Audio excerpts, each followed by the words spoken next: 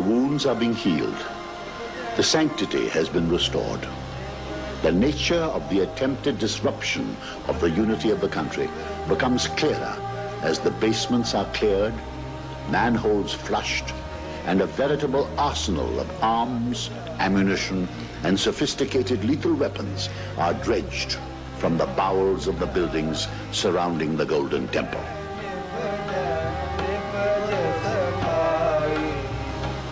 The dimension of the perfidy emerges in this interview with Major General Brar.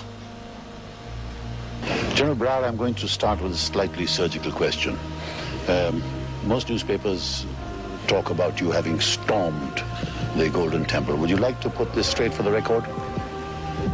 There is no question of our having stormed the Golden Temple. In fact, we didn't even want to enter the Golden Temple. To put the record straight, I may tell you that on the day that we actually entered the Golden Temple complex, that's on the 5th of June, sometime in the afternoon at about 4 o'clock, we sent out an appeal, a sincere appeal to all the terrorists inside, a lot of innocent pilgrims inside, including women and children, to kindly come out and lay their arms. We did not want to use force against them at all. So the question of storming into the Golden Temple just doesn't arise. How do you regard these terrorists or extremists? How would you define them? What sort of people are they? That's a very awkward question. All I can say is that they were operating from the Golden Temple, which was the nerve center of crime, instructions. They were sending out death warrants to people. They were ordering murders of innocent people all over the country. You can even hear, you can still hear them firing outside the Golden Temple. Anyway, the fact is that every day there were large number of murders being committed all over the country under instructions from the Golden Temple. These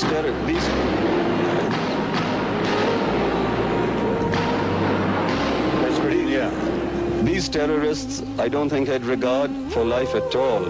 They were functioning from the holy shrine, a place for worship, and yet they had converted this into an arsenal. They had converted it into a terrorist camp. If one goes around this place and sees the hundreds and thousands of weapons, munitions, explosives that they kept here, I'm sure you'll have no doubts in your mind as to what sort of people they were. What sort of foreign infiltration was there, and were you able to guess or assess from the arms that you captured as to any foreign country was assisting them in this mad-of-idea thing? I have no doubt in my mind that they have received foreign assistance. From some of the weapons that we've captured, we can see clearly the identification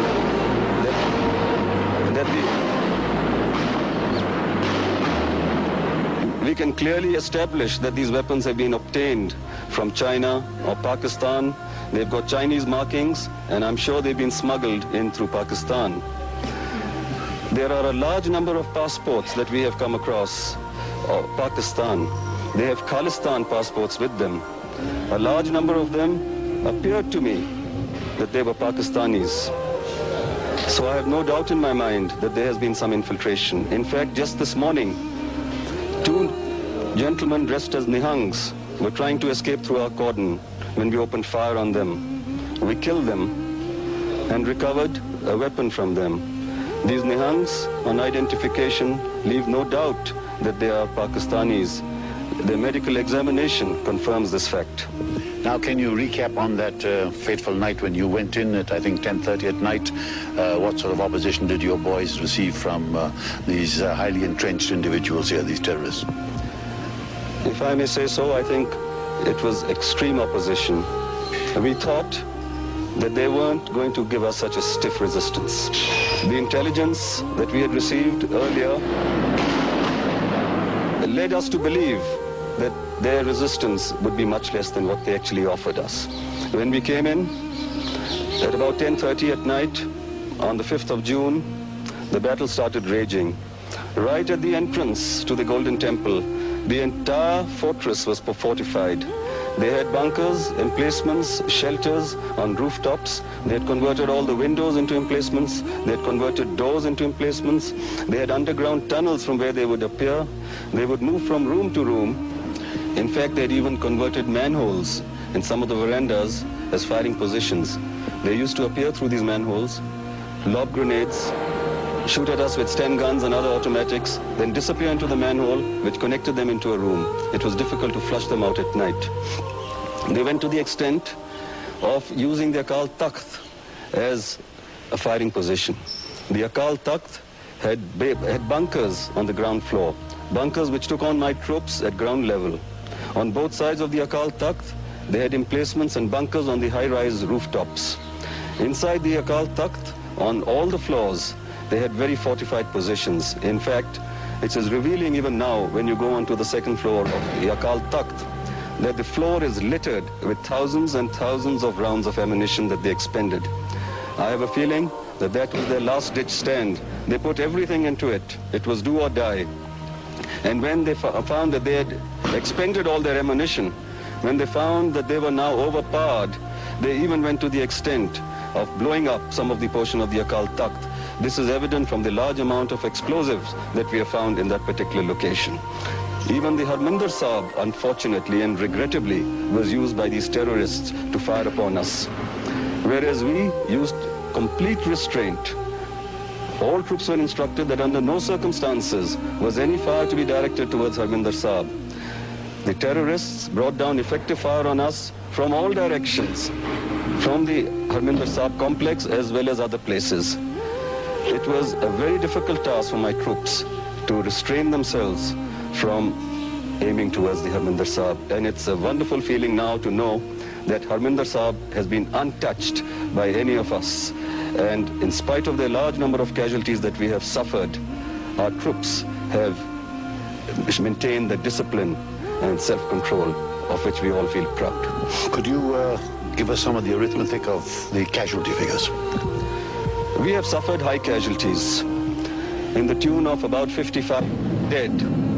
About 55 dead and about 320 wounded. It is unfortunate that even some of our people were missing. We've been able to trace most of them except one to date. One of our casualties, when we recovered his body, he had been strapped with explosives all over his body and exploded by a detonator. You can just imagine the methods that these terrorists used, which no human being or no sane-minded person would ever even think of. As far as the terrorists are concerned, their casualties range to about 300 to 400. We are still counting them. They're still being picked up under debris and underground basements and tunnels. And there are about 1,500 or so of them who have been apprehended. Were they well trained? Extremely well trained. Where? I've got a feeling that they've been trained in certain camps under officers and men who've been in the army at some stage or the other, and guerrillas who have got training from outside. These were all highly motivated people. They were disgruntled during their service in the forces, and they took this as an opportunity to train anti-nationalist elements. And I can tell you and assure you that the way they fought, it was a well-planned military operation, but the methods used by them were brutal. Now, one last question to end all questions. Could you tell us when the total sanctity of this area will be restored? When do you think you'll be able to winkle out the last snipers? Well, I must say that we started restoring the sanctity of this place even before we entered in here. The very fact that we didn't touch Harimandir Sahib itself shows that we had maintained the sanctity of this complex. As soon as the 6th morning appeared and we felt that we had got most of the terrorists, we started our work. We got the Granthis out from the Golden Temple. We ensured that they were protected. We cleaned the place up. There had been weapons in this complex which have been thrown in to the pond and hidden. We, however, ensured that Darbar Sahib started functioning immediately. We made sure that Qurbani Sahib was recited at the earliest, and our troops have been going into the shrine every day that we've been here and getting peace and solace. As far as the rest of the restoration is concerned, I have no doubts that we shall be able to restore the Golden Temple complex very soon with assistance from civil authorities.